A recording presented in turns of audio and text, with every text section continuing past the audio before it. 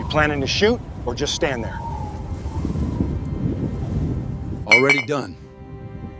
You're not missing the target, Mercer said, his voice cutting through the dry desert air. You're missing the truth about the wind.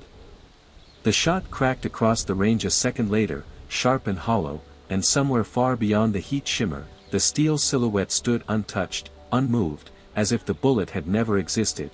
A low murmur rolled through the line of snipers, each man shifting behind rifles worth more than the pickup trucks parked outside the barracks, their scopes dialed, their data confirmed, their confidence quietly unraveling under a sky that refused to cooperate. At 1,800 yards, the desert played tricks no software could predict, the heat rising in wavering sheets, bending light, distorting distance, turning certainty into guesswork.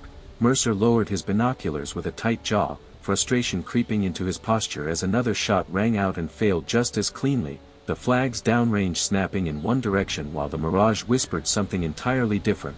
Just 2 clicks left, he barked. More out of habit than belief, his tone sharp, authoritative, but hollow.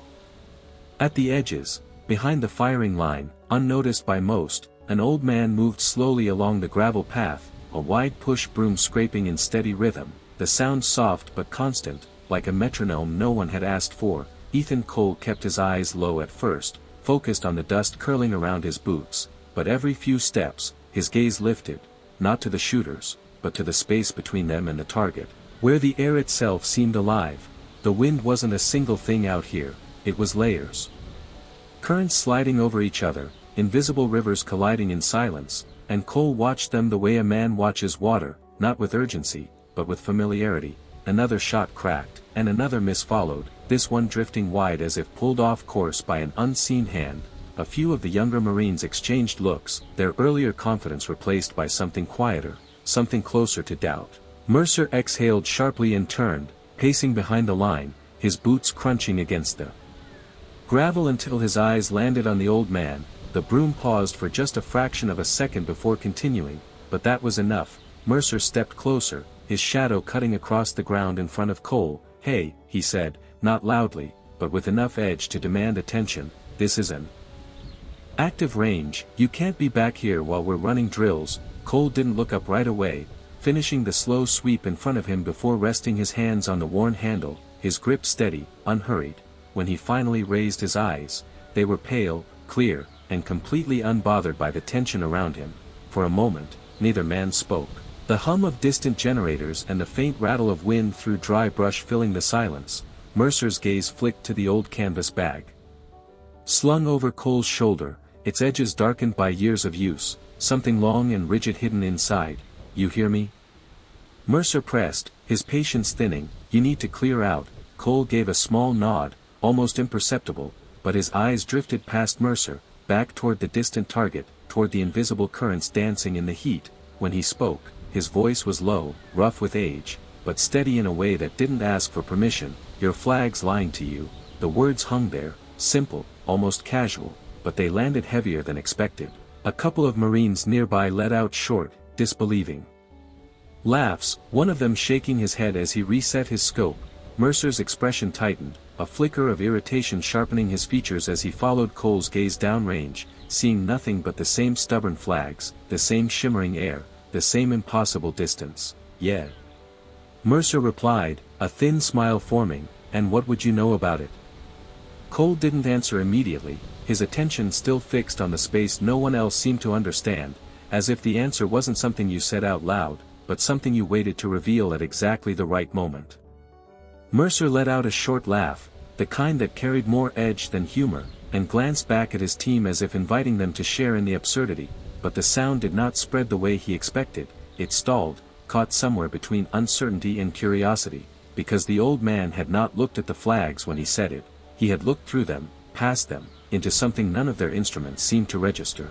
"The flag is exactly where it should be," Mercer said, his voice tightening as he turned back, folding his arms across his chest, trying to reassert the authority that had begun to slip through his fingers. "That is why we use it." Cole shifted the broom slightly, resting it against his shoulder, his posture relaxed, almost indifferent, but his eyes remained fixed downrange, tracking the subtle distortions in the air. the way the heat shimmer bent the edges of the distant hills, the way a thin ribbon of dust lifted and then dropped as if caught between competing currents. It shows you one wind, Cole replied quietly, but your bullet does not fly through one. The words were simple, spoken without challenge, without emphasis, but they landed with a weight that pressed into the silence that followed. One of the younger Marines, a lance corporal positioned 2 lanes down, lowered his spotting scope just enough to glance over, his brow tightening as he replayed the last few shots in his mind, the slight drift that never matched the data, the way the impact point seemed to wander without pattern.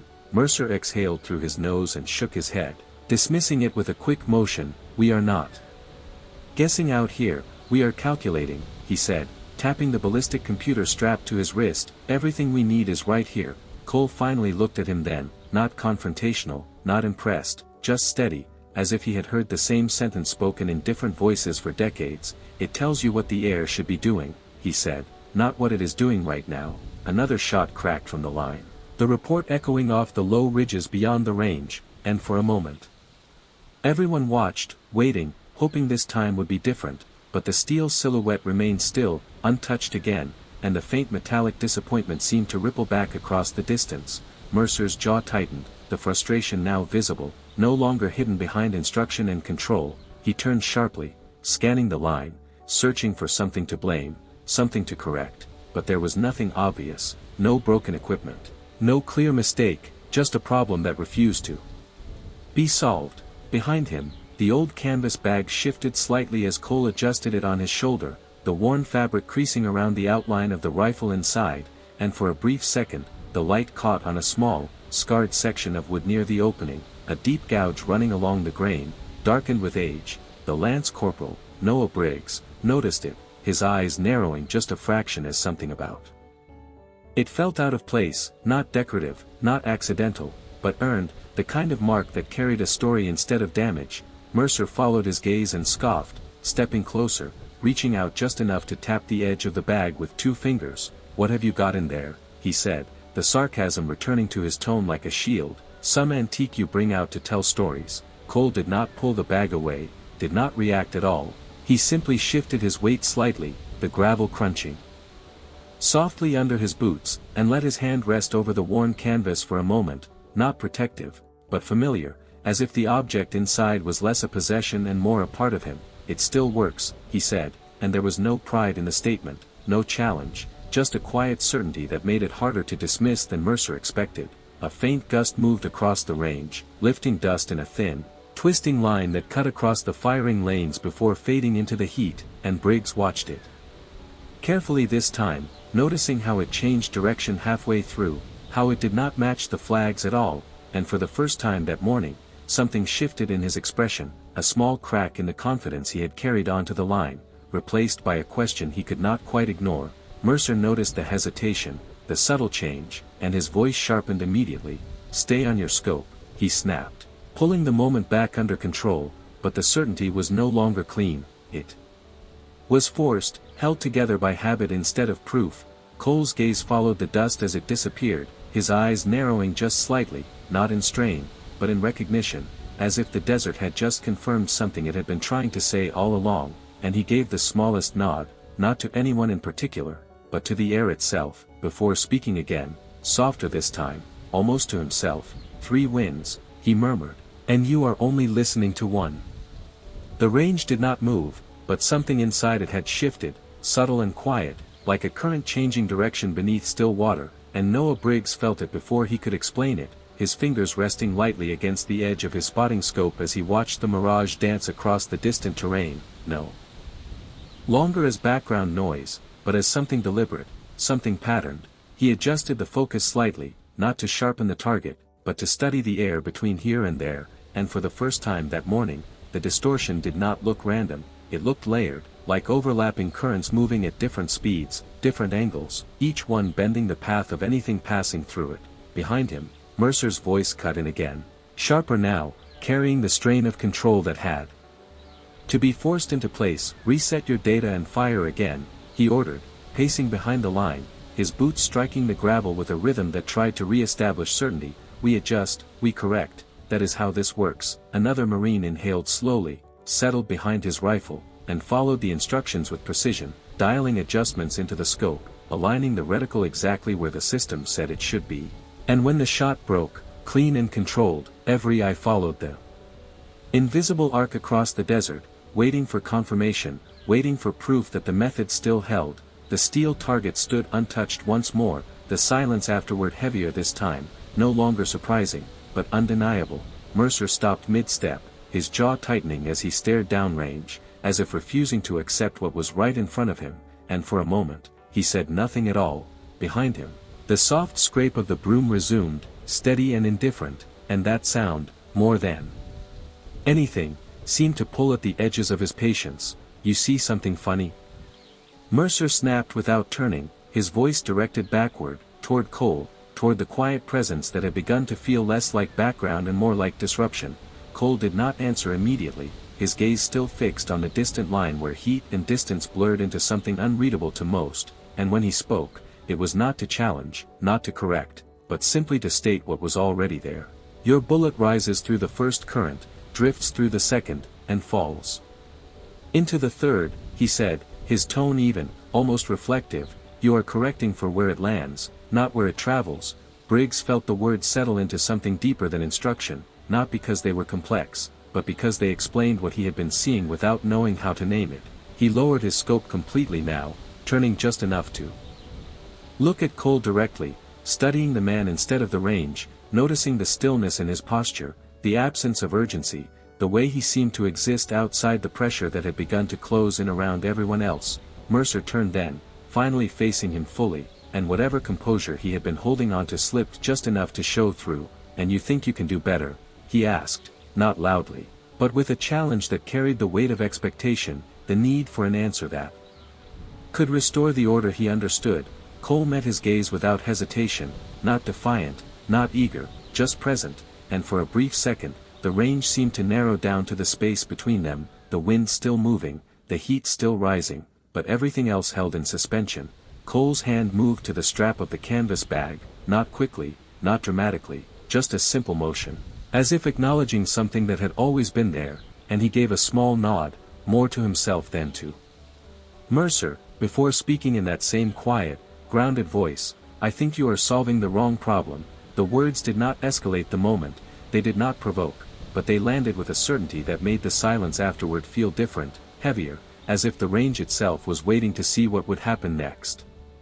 Mercer held the silence for a second longer than necessary, as if giving the moment a chance to correct itself, but nothing shifted. The wind still moved in conflicting directions, the heat still warped the distance, and the quiet confidence in Cole's voice did not fade.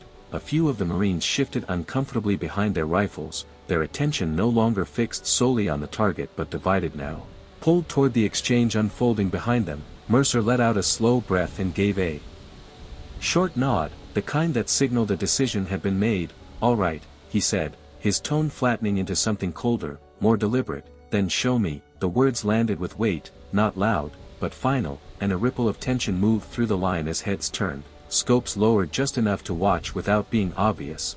Cole did not react immediately, he did not step forward or reach for anything, he simply stood there for a moment, the broom still resting against his shoulder, as if measuring something no one else could see, and then, slowly, he set the broom aside, leaning it carefully against the low wooden barrier that marked the edge of the range. The movement was unhurried, almost routine, but it carried a shift in presence that was impossible to ignore, like a quiet room suddenly holding its breath. His hand moved to the strap of the canvas bag, fingers brushing over the worn fabric before lifting it off his shoulder, the weight settling naturally into his grip, familiar, practiced. As he opened it, the faint scent of aged wood and oil seemed to rise into the dry air, subtle but distinct, and the Marines closest to him leaned just slightly, curiosity overtaking skepticism for the first time.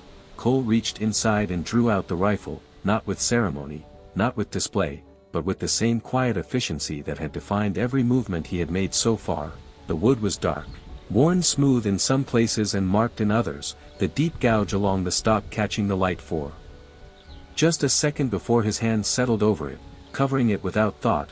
It was not polished, not modern, but it did not look fragile either. It looked used, proven, like something that had never needed to prove itself twice. Mercer's eyes narrowed as he took it in, his earlier confidence returning in a different form now, sharper, edged with disbelief. "You are going to use that?" he asked. A faint shake of his head accompanying the words, "At 1800 yards." Cole did not answer the question directly, he stepped forward instead, moving toward the firing line with a pace that was steady and unremarkable, yet every step seemed to draw more attention, more silence, until even the small background noises of the range felt distant. Briggs watched closely, his earlier doubt replaced by something else entirely, something closer to anticipation. As if he was about to witness an answer he had not known he was looking for, Cole reached an open position at the line and paused, not immediately setting the rifle down, but lifting his gaze once more toward the distant target, toward the invisible space between here and there, his eyes tracing something no one else could map.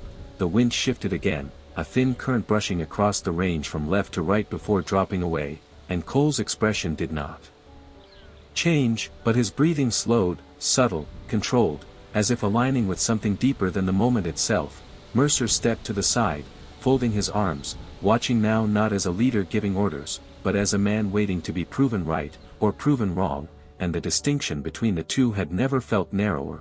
Cole finally lowered himself into position, not rushed, not hesitant, the rifle settling against his shoulder as naturally as if it had never left, and for a brief second, the entire range seemed to quiet, not because anyone had commanded it, but because something about the way he moved made noise feel out of place, and in that stillness, with the heat rising and the wind shifting in layers no one else fully understood, the moment balanced on the edge of something that had not happened yet, but already felt inevitable. The rifle settled into the pocket of his shoulder with a familiarity that did not need adjustment, as if the distance between past and present had quietly collapsed into a single, continuous moment, and Cole's left hand rested lightly along the worn wood, fingers tracing nothing in particular, yet finding exactly where they needed to be. He did not rush to the scope, did not immediately align himself to the target. Instead his eyes remained lifted, watching the air itself, the faint shimmer that danced above the ground, the subtle drift of heat bending the horizon into something fluid and alive. A breath moved through him, slow and measured, not forced, not counted, just steady, and the world around him seemed to follow that rhythm, the noise of the range fading into the background, replaced by the soft whisper of wind moving across layered terrain. Mercer shifted his weight slightly, arms still crossed, his gaze fixed, searching for signs of hesitation, for anything that would confirm what he already believed, but there was nothing to point to, nothing to dismiss, only the quiet precision of a man who did not need to prove he belonged there. Briggs leaned forward just enough to see past the rifle, his earlier doubt now replaced by a focused stillness, as if he understood, without fully understanding, that what he was watching did not follow the same rules as everything else on that line. Cole's fingers adjusted the rifle by a fraction, not dialing, not calculating in visible ways, but aligning, responding to something internal rather than external, his eyes narrowing slightly as the mirage shifted again, a thin current sliding left before being overtaken by a deeper, slower movement pushing right, the two forces colliding somewhere in the middle distance where the bullet would pass unseen. His thumb brushed against the gouge in the stock, a small, unconscious motion, and for a brief second, the desert air seemed to thicken, the present stretching just enough to let something older press through. The heat became heavier, wetter, the horizon closing in, the air no longer dry but dense, carrying the weight of a different place, a different time, where distance was not measured in yards but in survival, and the same rifle rested in his hands, younger then, but no less certain, the wind moving through layers of terrain that did not reveal themselves to the eye, only to those who had learned to listen. The memory did not take over, it did not pull him away, it simply settled alongside the moment, reinforcing it, grounding it, and then it was gone, leaving only the clarity it had always carried. Cole exhaled slowly, the breath leaving him without tension, and as it did, his focus narrowed, not onto the target, but onto the path between, the invisible corridor shaped by shifting currents, by rising heat, by subtle changes that could not be programmed or predicted, only felt. Mercer's expression tightened, impatience flickering again as the seconds stretched longer than expected. "You planning to shoot or just stand there?" he said, the edge returning to his voice, but it landed differently now, less certain, less commanding. Cole did not respond, his finger resting lightly along the trigger, not pressing, not yet, just present, waiting. and the range seemed to hold with him, the wind easing for a fraction of a second, not stopping, but aligning just enough. A narrow window opening within the chaos. Briggs felt it without knowing why. A subtle shift that made him stop breathing for a moment, his eyes fixed on the distant line where everything seemed to converge. Cole's posture did not change, his expression remained calm, but something within him settled completely, as if the equation he had never spoken had finally resolved itself, and in that quiet alignment, with no announcement, no warning, no adjustment visible to the outside world, the moment arrived. Exactly as it needed to. The shot broke without warning, a single, clean sound that did not echo with drama but carried with it a quiet finality, as if the decision had been made long before the trigger was ever touched. There was no exaggerated recoil, no shift in posture, just a subtle follow-through, the rifle settling back into stillness as Cole remained exactly where he was, his gaze already beyond the act itself, fixed on the path the bullet had taken through layers no one else could fully see. For a fraction of a second, nothing happened, the desert holding its breath, the heat still rising in wavering sheets, the flags continuing their misleading dance, and then, far in the distance, the steel target answered with a sharp, unmistakable ring that cut through the air like a line drawn across silence. No one spoke. The sound traveled back slower than the shot had gone out, but when it arrived, it did not need confirmation, it carried its own proof. Clear and undeniable. Briggs felt it first, not just the sound, but the realization behind it, his chest tightening as his eyes snapped to the target, watching it sway slightly, the movement small but absolute, and something inside him shifted permanently, a line crossed between what he had been taught and what he had just witnessed. Mercer did not move, not at first, his arms still folded, his stance unchanged, but the confidence that had defined him all morning had nowhere to go now. It could not argue with what had just happened, it could not correct it, and for the first time since stepping onto the range, he had no immediate response. One of the Marines let out a quiet breath he had not realized he was holding, another lowered his rifle completely, the tension draining from his posture as if the entire exercise had just been redefined in a single instant.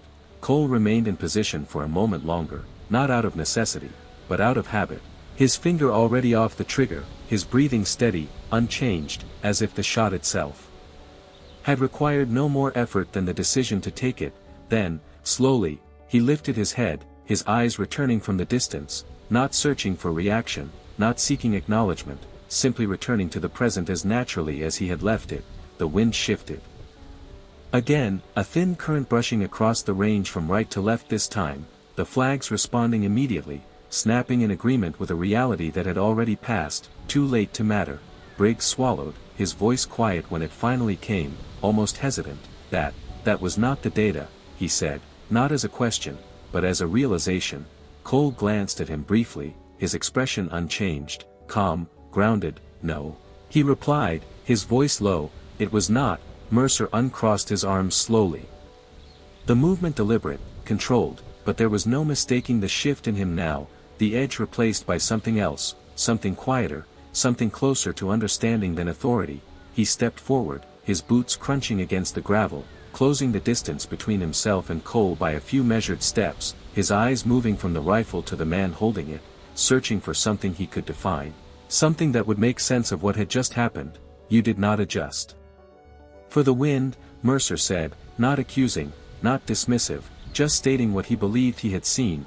Cole shook his head slightly, the motion small, almost absent. I adjusted for all of them, he said, and the simplicity of the answer carried more weight than any explanation could have. The range remained quiet, not out of discipline, but out of recognition, as if everyone present understood, in that moment, that something had been revealed that could not be easily taught, something that existed beyond instruction, beyond calculation, and for the first time that day, the distance between 1,800 yards and certainty did not feel impossible, it felt understood. The silence did not break immediately, it stretched, settled over the range like a weight no one wanted to disturb, and even the usual background noise seemed to hesitate before returning, as if the environment itself had taken note of what had just happened. Mercer stopped a few feet from Cole, his gaze fixed now not on the rifle, not on the target, but on the man himself, searching for something that could explain the gap between what he had been taught and what he had just witnessed. Where did you learn that? He asked finally, his voice lower than before, Stripped of the edge it once carried, replaced by something more careful, more deliberate, Cole did not answer right away, his hands moving with quiet familiarity as he lifted the rifle from his shoulder and rested it across his knees, his fingers brushing once more over the worn wood, the gouge catching under his thumb for just a moment before he let it pass. His eyes drifted back toward the distance, but not to the target, not anymore, as if the question had pulled him somewhere else entirely. A long time ago, he said, and there was no detail in the answer, no attempt to elaborate, just a simple truth that carried more weight than explanation. Briggs shifted closer, unable to stay back any longer, his earlier hesitation replaced by a quiet urgency. That was not luck, he said, almost to himself, but loud enough to be heard, his eyes still locked on the distant steel as if expecting it to move again, to confirm what he already knew. Cole glanced at him briefly, a faint acknowledgement, but did not respond.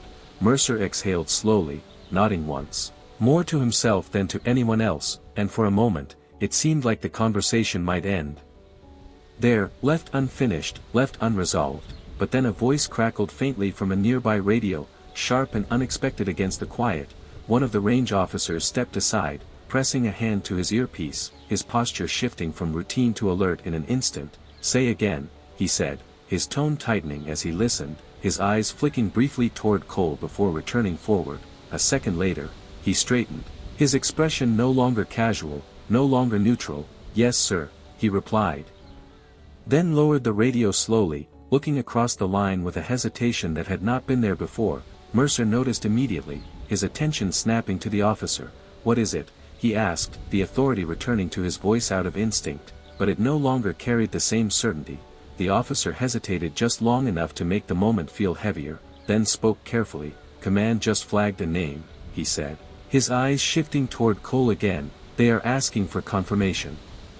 Ethan Cole. The name settled into the space between them, and for a second, no one moved, as if the sound of it alone had changed something. Briggs felt it first, the subtle shift from curiosity to realization, his gaze snapping back to the old man, studying him now with a different focus, piecing together fragments that had not made sense before. Mercer's expression hardened slightly, not in defiance, but in concentration, as if the name had triggered something just out of reach, something he had heard before but never expected to encounter here. "Like this." "Confirmed," Mercer said slowly, his voice measured, though his eyes did not leave Cole. "That is his name." The officer nodded once, bringing the radio back up, relaying the answer, and for a brief moment, the only sound was the faint static response coming through the speaker. Then his posture shifted again, more sharply this time, and when he lowered the radio, there was no hesitation left in him, only clarity. "Sir," he said, addressing Mercer, but his gaze remained on Cole. "They are sending someone down here." He paused, just long enough for the weight of the next words to settle before they were spoken. "A general." The words did not echo, but they did not need to. They settled into the range with a weight that shifted everything without a single command being given, and for a moment no one spoke, not because they did not know what to say, but because the situation had moved beyond anything they had prepared for. Mercer's posture changed first, subtle but unmistakable, the squared confidence replaced by something more controlled, more aware. His eyes returning to Cole not as a challenge now, but as a calculation, as if reassessing everything he thought he understood. Briggs felt it deeper, the realization that the man he had watched sweep dust off the gravel minutes ago was now the center of a chain reaction that had reached beyond the range itself, beyond the base, into a level of attention that did not respond lightly. Cole, however, did not move. He remained seated where he was, the rifle resting across his knees, his hands calm, his gaze steady, as if the mention of rank, of authority, of incoming command had nothing to do with him at all.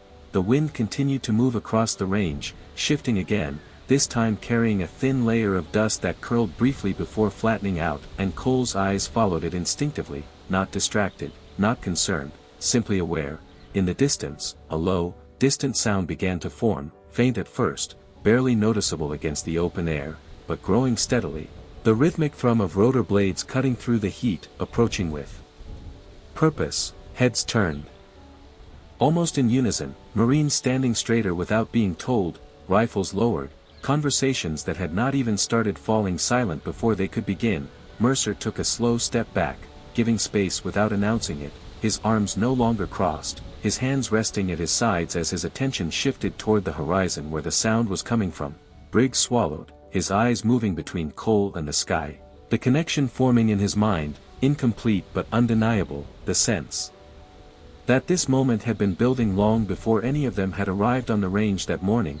The helicopter appeared over the ridge seconds later, dark against the bright sky, descending with controlled precision, the rotor wash beginning to stir the loose gravel and dust below, sending thin streams of sand skimming across the ground.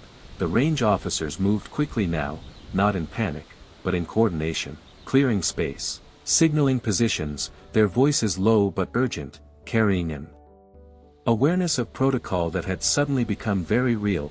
Mercer stepped aside fully, his focus no longer divided, his attention fixed on the incoming aircraft, his expression unreadable but no longer resistant. Through it all, Cole remained exactly where he was, unmoved by the growing noise, the rising wind, the shifting atmosphere.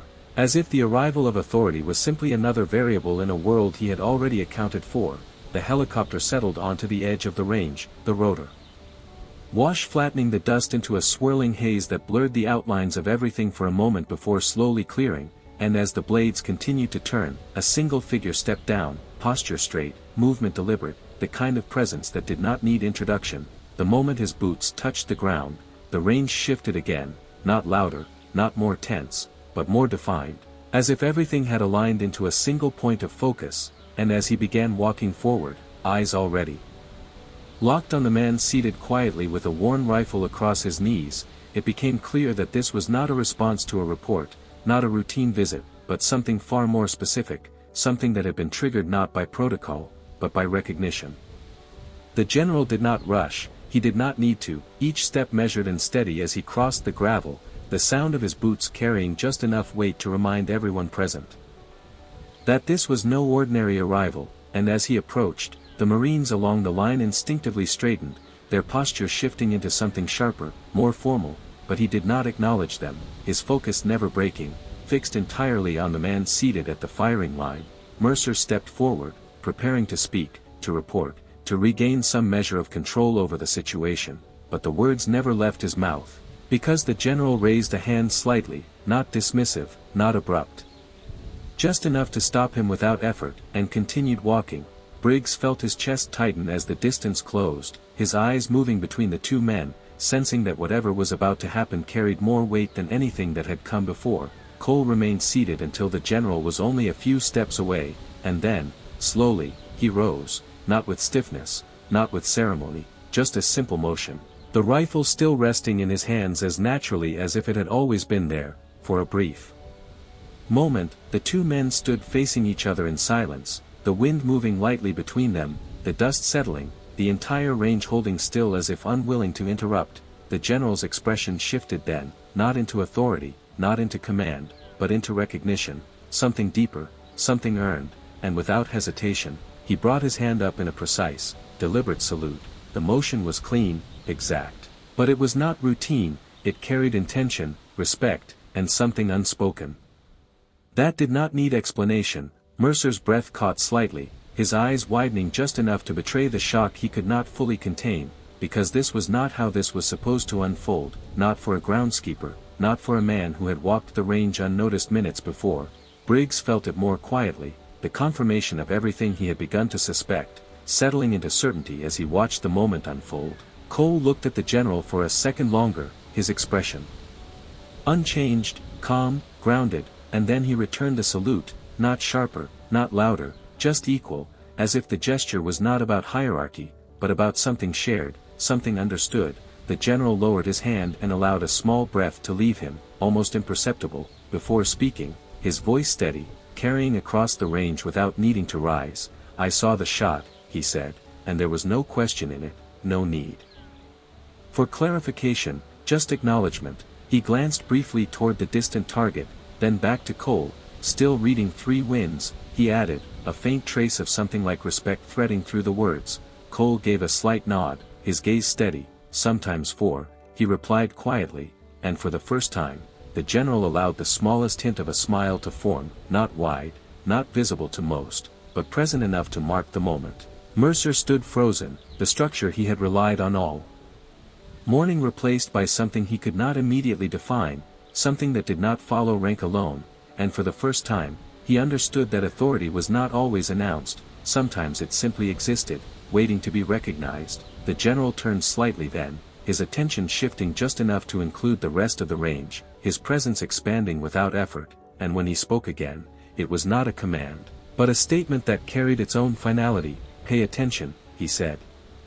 "Because what you saw today cannot be taught from a screen." The words settled into the silence that followed, not heavy, not forced, but lasting, and as the wind moved once more across the range, carrying dust and heat and distance with it, the lesson remained, quiet and undeniable, written not in instruction, but in a single shot that had needed no second chance.